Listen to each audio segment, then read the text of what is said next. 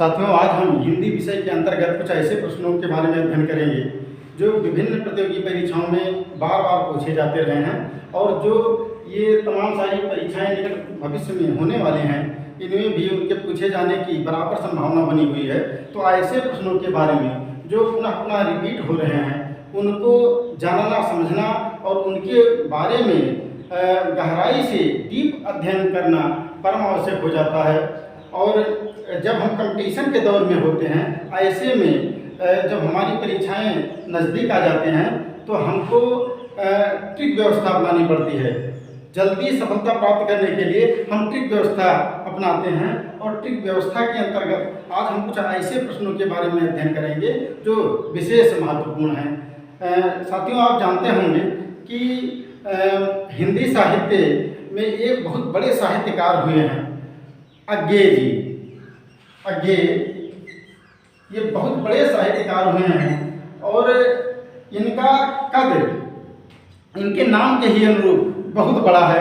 इनका पूरा नाम आप जानते होंगे, कई बार टीजीटी पीजीटी की परीक्षा में पूछ लिया जाता है कि सच्चिदानंद हीरानंद वात्स्यायन अज्ञे, जो इनका पूरा नाम है, वो किस रूप में शुद्ध है। जो विभिन्न तरह से इनके नाम लिखे गए हैं, उनमें इनका या इनके नाम का शुद्ध रूप कौन सा है, तो इनके नाम का शुद्ध रूप हम लिख दे रहे। इनका पूरा नाम है सच्चिदानंद हीरानंद वात्स्यायन अज्ञे। और अमूमन आप देखते होंगे कि जहाँ इनका पूरा नाम लिखा हुआ होता है, वहाँ सिंगल कामा से इस अज्ञे शब्द को कवर कर दिया जाता है। यानी ये जो अज्ञे शब्द है इनके नाम में लगा हुआ, ये इनका उपनाम है, यानी इसी नाम से ये ज़्यादा फेमस हुए हिंदी साहित्य में। लेकिन इनका पूरा नाम है सच्चिदानंद हीरानंद वात्स्यायन अज्ञे। साथियों, अज्ञे जी की हिंदी साहित्य में बहुत बड़ी देन है, बहुत बड़ा योगदान है उनका। और आप जानते होंगे कि जो विभिन्न वाद प्रचलित हुए हिंदी साहित्य के वर्तमान काल में या हिंदी साहित्य के आधुनिक काल में जो विभिन्न सारे वाद प्रचलित हुए, उनमें ये प्रयोगवाद का नाम आप सुने होंगे, प्रयोगवाद। तो ये जो प्रयोगवाद आया हिंदी साहित्य की गद्य विधा में, यानी हिंदी के काव्य जगत में जो प्रयोगवाद नाम से नया वाद आया, इसके प्रणेता, इसके प्रवर्तक सच्चिदानंद हीरानंद वात्स्यायन अज्ञे जी ही थे। और जब प्रयोगवाद की चर्चा हुई है तो यहाँ हम आपको बता दें कि इन्होंने प्रयोगवाद का तो प्रवर्तन किया ही, साथ ही साथ इन्होंने एक विशेष महत्वपूर्ण कार्य हिंदी साहित्य के लिए किया। वो ये है कि इन्होंने कुछ रचनाकारों को इकट्ठा करके एक नया स्वरूप दिया उनको। उनके ऊपर एक किताब, मैगजीन निकाली जिसको कहा गया सप्तक। यानी सप्तक उनको कहा जाता है जिनमें 7 कवि सम्मिलित रहते थे और उनकी रचनाएं होती थीं और इनको एक साथ प्रकाशित किया करवाया जाता था। तो तार सप्तक का प्रकाशन अज्ञे जी ने आरंभ किया। तो अज्ञे जी ने जो तार सप्तक का प्रकाशन आरंभ किया, तो बहुत बार ये सवाल आता है कि तार सप्तक का प्रकाशन किस वर्ष में आरंभ हुआ। तो साथियों, हम आपको बता दें, आप जानते भी होंगे कि तार सप्तक का प्रकाशन सन 1943 ईस्वी में हुआ। तार सप्तक का प्रकाशन, तार सप्तक, तो तार सप्तक का प्रकाशन अज्ञे जी ने 1943 ईस्वी में किया। यानी कि 1943 ईस्वी में अज्ञे जी ने 7 कवियों को इकट्ठा करके, उनकी रचनाओं को इकट्ठा करके एक साथ प्रकाशित किया करवाया सन 1943 ईस्वी में, 1943 ईस्वी में। तो जिन 7 कवियों को उन्होंने इकट्ठा किया, उनकी रचनाओं को इकट्ठा किया, उन पर बार बार प्रश्न आते रहते हैं कि निम्न कवियों में से कौन सा कवि तार सप्तक का कवि नहीं रहा है। तो हमें सप्तक के सातों कवियों के नाम याद करने पड़ते हैं। तो सातों कवियों के नाम याद कर लें हम, कोई बात नहीं, लेकिन आप जानते होंगे कि हिंदी साहित्य में ये जो सप्तक और सप्तकों के प्रकाशन का क्रम आरंभ हुआ, तो ये लगातार जो है 4 सप्तक आए, और चारों सप्तक को मिला करके अगर देखा जाए तो सब 28 कवि हो जाते हैं। और 28 कवियों के नाम को याद रखना बहुत आसान नहीं होता, या हम मान लेते हैं कि 28 कवियों के नामों को हम याद कर लें, ठीक है, लेकिन ऐसा भी प्रश्न पूछा जाता है कि निम्न में से कौन सा कवि दूसरे सप्तक का कवि है। तो बताइए, 28 कवियों के नाम हमको रटे हुए हैं, लेकिन हम ये नहीं कंफर्म कर पाएंगे कि दूसरे सप्तक का कवि कौन सा है, या दूसरे सप्तक में जितने कवि शामिल हैं उनका नाम क्या क्या है। तो ऐसे ही पहले सप्तक, दूसरे सप्तक, तीसरे सप्तक, चतुर्थ सप्तक, सब में यही दिक्कत पेश आती है। तो ऐसी समस्या जो आती है हमारे समूह या एक प्रतियोगी के समूह, उसके सम्यक समाधान के लिए हमने एक ट्रिक व्यवस्था अपनाई है।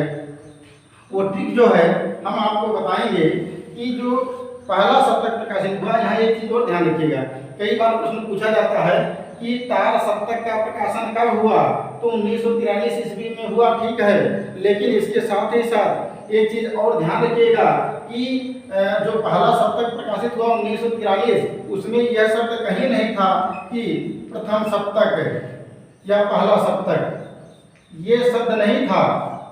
लेकिन जब हमने देखा कि दूसरा, तीसरा, चौथा सप्तक आ गया, तो इसे पहला सप्तक कहा जाने लगा। लेकिन जब यह प्रकाशित हुआ था उस समय केवल इसका नाम था तार सप्तक।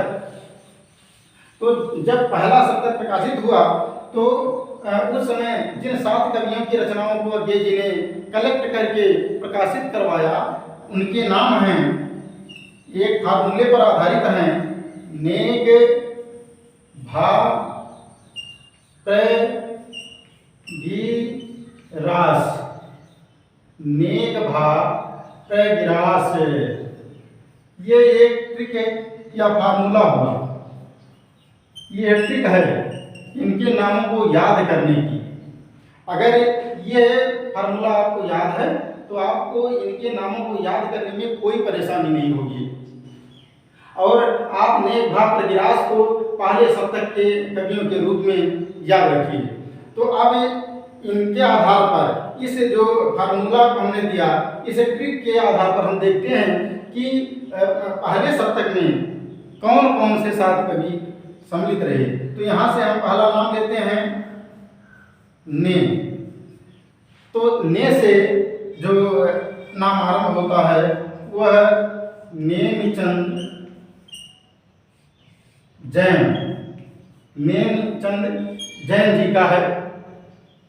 जो दूसरा यहाँ पर वर्ण आ रहा है फार्मूले में वो है गा, और गा से किसका नाम आरंभ होता है जो इस सप्तक में शामिल रहे हैं।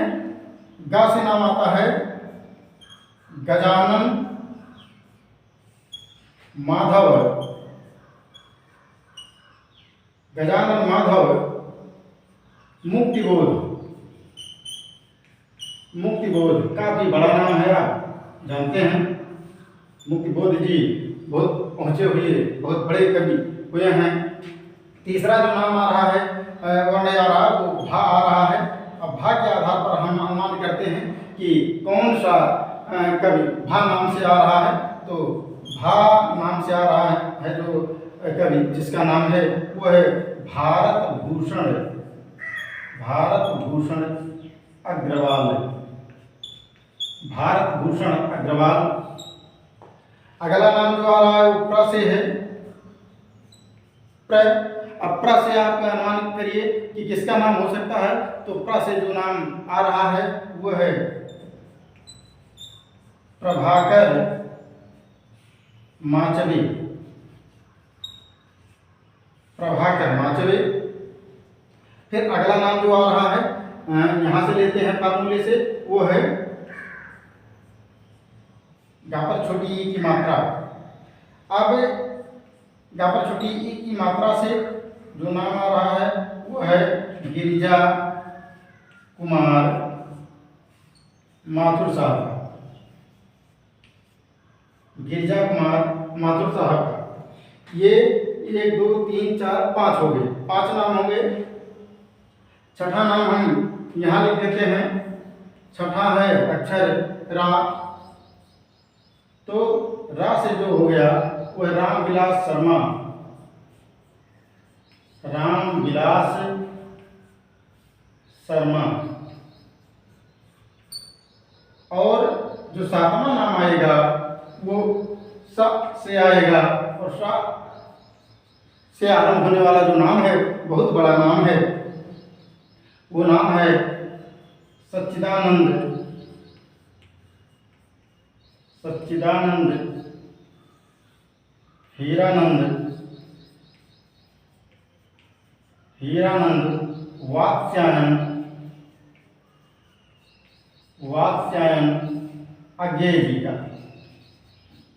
तो ये जो फार्मूला है नेक भाव प्रग्रास, इसके आधार पर आपने देख लिया कि सातों जो कवि हैं इस सप्तक में जो 1943 ईस्वी में प्रकाशित हुआ, उसके सातों कवि कैसे इस फार्मूले पर फिट बैठ रहे हैं, और आपको इनके नाम के पहले वर्ण के आधार पर याद रखना है। नेक भाव प्रगिरास, नेक भाव प्रगिरास। और अब साथियों हम चलते हैं दूसरे सप्तक के बारे में चर्चा करेंगे, और जो दूसरा सप्तक है उसके जो कवि हैं वह कौन कौन से रहे हैं, और दूसरा सप्तक कब प्रकाशित हुआ इसकी जानकारी करते हैं और देखते हैं उनमें कौन कौन से कवि शामिल रहे। तो दूसरा सप्तक जो प्रकाशित हुआ वह दूसरा सप्तक वो 1951 में प्रकाशित हुआ। 1951 ईस्वी में दूसरा सप्तक प्रकाशित हुआ। तो दूसरा सप्तक जब 1951 में प्रकाशित हुआ तो आइए देखते हैं कि दूसरे सप्तक में जो कवि शामिल रहे होंगे वह कौन कौन से कवि रहे होंगे। आइए देखते हैं। अब इसका फार्मूला या इसकी जो ट्रिक है पहले उसको हम लिखते हैं। इसकी ट्रिक है भस हस भस हस नरद, भस हस नरद, बस इतना सा फार्मूला है इसका, भस हस नरद। अब इस फार्मूले को अगर आप तैयार कर रखे हैं तो कहीं भी आपको समस्या नहीं होगी कि दूसरे सप्तक में कौन कौन से कवि शामिल हैं। तो इस फार्मूले के आधार पर आप बखूबी बता ले जाएंगे और कम समय में बताने में सफल हो जाएंगे।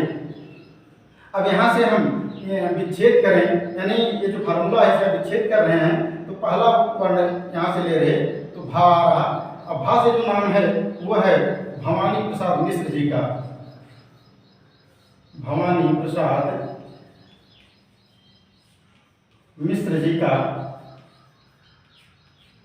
दूसरा नाम है श्रा, और श्रा से है जो नाम आरंभ हो रहा है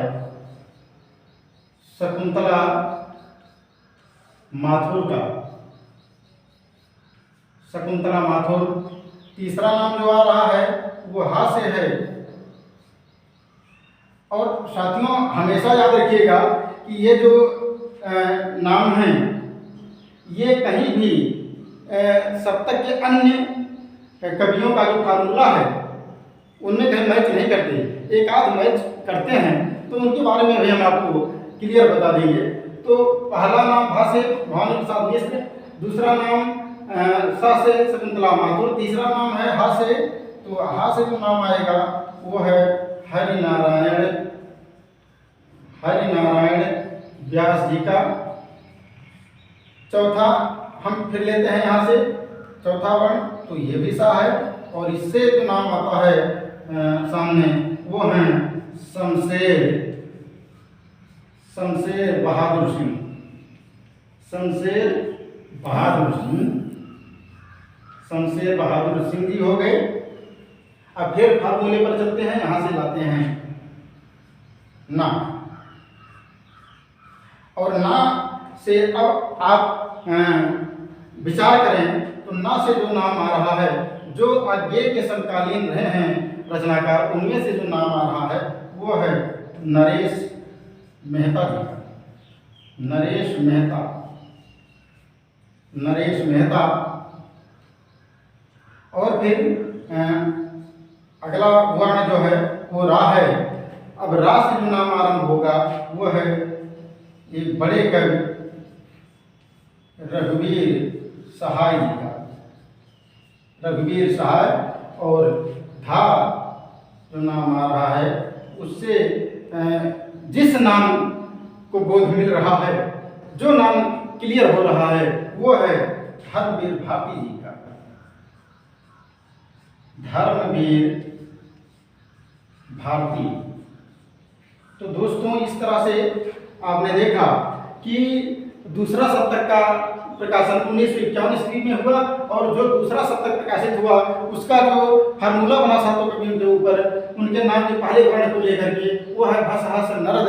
यानी इस आधार पर आप सातों कवियों के नाम को क्लियर याद रख सकते हैं, या हम कहते हैं मान लेते हैं आपको ये कवियों के नाम नहीं पता हैं, नहीं याद हैं, इस फार्मूले को अगर आपको याद कर रखे हैं तो इस फार्मूले के आधार पर, इसके वर्णों के आधार पर जितने भी रचनाकार ऑप्शन में किसी प्रश्न के दिए रहे होंगे उनमें आप देख लेंगे कि कैसे ये जो वर्ण है फार्मूले के वो अगर आ रहे हैं, मैच कर रहे हैं, तो निश्चित रूप से वह कवि इस सप्तक के कवि होंगे, अन्यथा नहीं होंगे। हिंदी साहित्य के विद्यार्थियों को एक चीज का और ध्यान रखना चाहिए कि अब ये इतना बड़ा व्यक्तित्व है एक हिंदी साहित्य में, तो उनके समकालीन जितने रचनाकार हैं उनके नाम के बारे में तो हमको परिचित होना ही चाहिए। ऐसा नहीं होना चाहिए कि नरेश मेहता जी का नाम लिया जाए और आप कहें भाई नरेश मेहता जी कौन थे या कौन है, हमें तो नहीं पता। तो ऐसा तो बिल्कुल नहीं होना चाहिए। नहीं, यदि ऐसा है तो बिल्कुल मान लेना चाहिए कि आप इस फार्मूले से भी नामों को स्पष्ट नहीं कर पाएंगे। कहा गया है कि अगर बुद्धिमान जो लोग होते हैं उन्हें इशारा ही काफी होता है, तो बस यही हम कर रहे हैं। आप सभी बुद्धिमान हैं, आप सब कंपटीशन की तैयारी में लगे हुए हैं, बस हम अपनी तरफ से ये कोशिश कर रहे हैं कि आपकी जो मंजिल है उस पर आप यथाशीघ्र पहुंच जाएं। क्योंकि हम बैठे हुए थे, हमको लगा कि ये जो फार्मूले हैं हमारे पास इनको आपके सम्मुख हमें रखना चाहिए, और ये जैसा हम करते हैं तो निश्चित रूप से हमारे जो भाई बहन तैयारी में लगे हुए हैं उन्हें कहीं न कहीं इन फार्मूलों से सुविधा होगा तैयारी में, और उनको अपना करियर बनाने में बहुत आसानी होगी। तो इन्हीं बातों को ध्यान में रख करके, इसी उद्देश्य को ध्यान में रख करके हम ये श्रृंखला आरंभ किए हैं। हमारे पास जो जितना है वो सब कुछ आपको प्रदान करने के लिए मैं तत्पर हूँ। ऐसे ही हमारे चैनल पर आपको कुछ महत्वपूर्ण सामग्रियाँ मिलती रहेंगी। आप बस मेरे चैनल को सब्सक्राइब करके रखिएगा, और मैं दावे के साथ कह सकता हूँ कि जब टीजीटी, पीजीटी और ये टेट, सुपर टेट के और पेट के एग्जाम हो चुके होंगे उसके बाद में मैं फिर आपसे मिलूंगा और मैं आपको बताऊंगा कि कैसे हमारे फार्मूले के बेस पर, हमारे फार्मूलों के ऊपर कितने सारे प्रश्न आए, और अगर ये फार्मूले आपको याद रहे तो आपको कहीं कोई समस्या नहीं हुई। तो दोस्तों ये जो है हम आपको बताए दूसरे सप्तक का प्रकाशन वर्ष और उनके कवियों के नाम एक फार्मूले के माध्यम से। अब हम आगे बढ़ते हैं, और आगे बढ़ते हुए अब चलते हैं तीसरे सप्तक के प्रकाशन वर्ष और उनके कवियों को जानने के क्रम में आगे बढ़ रहे हैं। और तीसरे सप्तक का प्रकाशन साथियों जो हुआ वो तीसरा सप्तक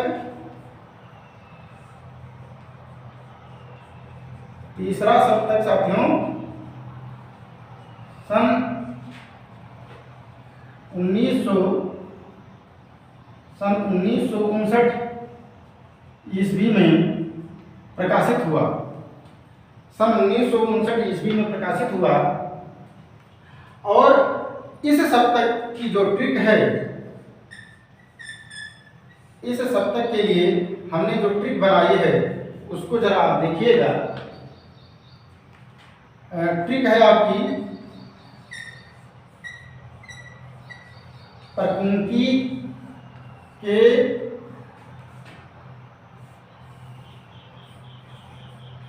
मविष्य, प्रकुंकी के मविष्य तो प्रकृति के मविस जो हमने ये फार्मूला आपको दिया, ये मविस है, प्रकृति के मविस। अब इस फार्मूले के आधार पर आपको देखना है कि इस सप्तक के यानी तीसरे सप्तक के जितने 7 कवि हैं वो कैसे हैं और कैसे ये जो वर्ण हैं उनके नामों को रूपायित कर रहे हैं। अब देखते हैं हम, पहला यहाँ से अक्षर लेते हैं, पहला है प्र। अब जो प्र नाम है, प्र नाम से आप किसी साहित्यकार का नाम तलाशिए तो प्र नाम से हैं प्रयाग नारायण, प्रयाग नारायण त्रिपाठी, प्रयाग नारायण त्रिपाठी। जो दूसरा नाम है वो है कुं। तो कुं से आपको कुछ कंफर्म हो रहा होगा, तो ये यही नाम ज़्यादा पॉपुलर है कुं से, वो हैं कुंवर नारायण जी, कुंवर नारायण। अब अगला नाम आ गया है की। तो की नाम से फिर जो अगला नाम है वो है कीर्ति चौधरी जी का, कीर्ति चौधरी। अब कीर्ति चौधरी के बाद जो अगला नाम आ रहा है वो है वर्ण जो आ रहा है वो है के, और के आधार पर जिस साहित्यकार का नाम सामने आ रहा है वो है केदारनाथ सिंह, केदारनाथ सिंह। केदारनाथ सिंह के बाद में जो फार्मूले का अगला वर्ण है वो है माँ, और माँ से जिस साहित्यकार का नाम सामने आ रहा है वो हैं मदन वात्स्यायन, मदन वात्स्यायन। मदन वात्स्यायन के बाद अगला नाम है वी, वी अगला अक्षर है। तो वी से आरंभ होने वाला जो जिस कवि का नाम है वो हैं विजय देव नारायण, विजय देव नारायण शाही, विजय देव नारायण शाही ये नाम है। और आखिर का जो वर्ण है वो है सा। तो आखिर का जो वर्ण है वो सा हुआ, और सा वर्ण से अब आप उम्मीद करें, आप विचार करें कि अज्ञेय जी के समकालीन जितने महत्वपूर्ण कवि हुए उनमें कौन सा ऐसा नाम है जो फिर अज्ञेय जी के बाद यानी सच्चिदानंद हीरानंद वात्स्यायन अज्ञेय जी के बाद जो सबसे अधिक चर्चा में रहा, तो वह है नाम सर्वेश्वर दयाल सक्सेना जी का,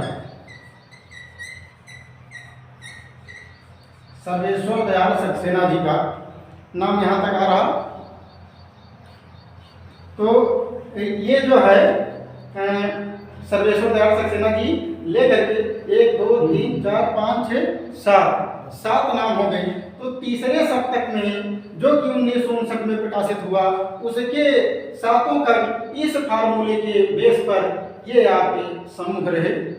तो इस फार्मूले को अगर आप याद कर रखते हैं तो कहीं भी आपको इन कवियों को अगर अलग करना हो कि निम्न में से कौन सा ऐसा कवि है जो तीसरे सप्तक का है, तो निश्चित रूप से आप बता पाने में सक्षम हो जाएंगे।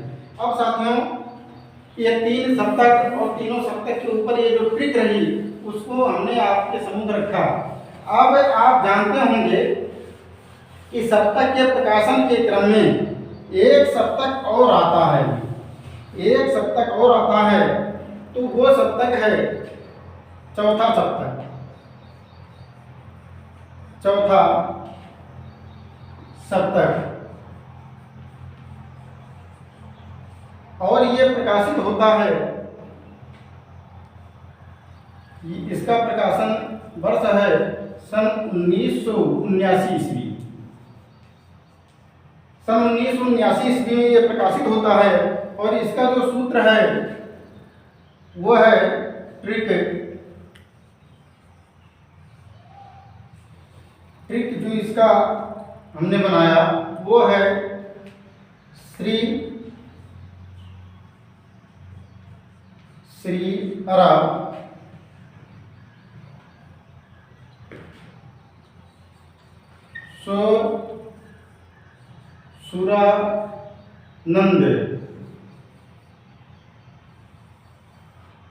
सुरानंद। इसमें थोड़ा सा चौथे सप्तक में, क्योंकि एकदम नए कवि आ जा रहे और बहुत सारे लोग ऐसे होंगे जिनको इनमें से तमाम कवियों के भी नाम याद ही नहीं होंगे या पता ही नहीं होगा, ऐसे कवियों के नाम सुने ही नहीं होंगे। तो इनमें ये एक नाम ये हो गया श्री से हम निकाल लेते हैं पहला जो नाम है। तो श्री से जिसका नाम आ रहा है वह है श्री राम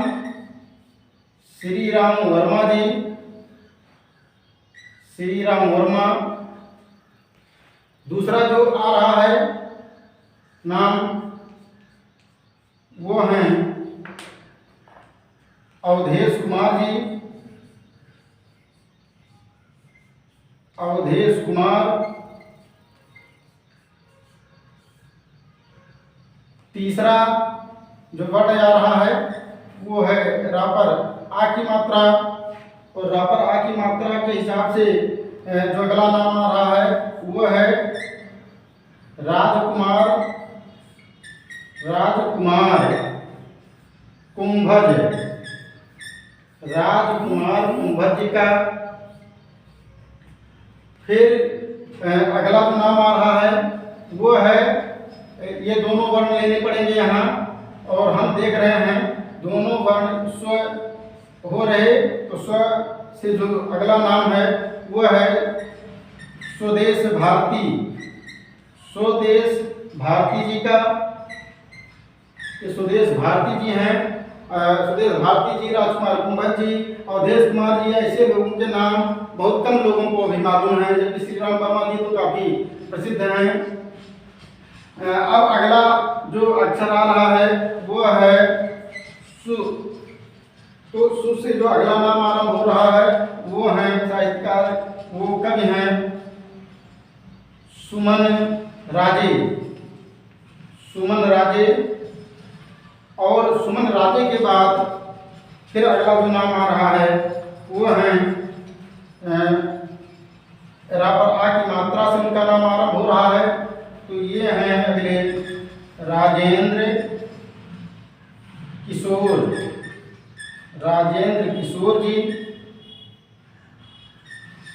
राजेंद्र किशोर जी हैं। और जो लास्ट में बच रहा है वो है नंद। तो नंद से जो नाम आरंभ हो रहा है वो है एक वर्तमान आधुनिक काल के एक बहुत ही प्रसिद्ध कवि, वह है नंद किशोर आचार्य जी। तो लास्ट में हम बचा हुआ पूरा का पूरा उतार देते हैं नंद, और इनका नाम हो गया नंद किशोर आचार्य। तो 1 2 3 4 5 6 7 ये चौथे सप्तक के जिसका प्रकाशन 1979 ईस्वी में हुआ, उसके ये 7 कवि हैं। और 7 कवियों के ऊपर ये फार्मूला है श्री अरा सुरानंद। तो इसमें केवल इतना आपको ध्यान रखना है कि यहाँ दोनों वर्ण लेने हैं और यहाँ पर तीनों। तो इस तरह से जो सप्तक के प्रकाशन का एक क्रम रहा, सप्तकों का जो एक इतिहास रहा, यानी 1943 से लेकर के और 1979 ईस्वी तक 4 जो सप्तक प्रकाशित हुए, उनके कवियों के नाम और उनका प्रकाशन वर्ष और उनके कवियों के ऊपर ये फार्मूले हमने आपको आज बताया। तो हम उम्मीद करते हैं कि ये जो फार्मूले हैं इनको आप याद रखेंगे। अगर ये फार्मूले आपको याद रहेंगे तो निश्चित रूप से तार सप्तक और इन कवियों के ऊपर जितने प्रश्न आएंगे उनका जवाब देने में आप सहज ही अपने आप को सक्षम पाएंगे। तो इस वीडियो में बस इतना ही, लेकिन आप हमारे इस चैनल को सब्सक्राइब करना मत भूलिएगा, क्योंकि जितने भी हमारे पास ऐसे फार्मूले हैं उनको हम क्रमवार वीडियोज में ऐसे आपके सम्मुख रखते जाएंगे। अपने इस चैनल पर हम आपके लिए अपलोड करते जाएंगे, और जब आप सब्सक्राइब किए रहेंगे हमारे चैनल को तो जैसे ही हम अपलोड करेंगे वीडियो को आपको तुरंत उसका नोटिफिकेशन मिल जाएगा। इस तरह से आप उनसे अवगत हो सकेंगे।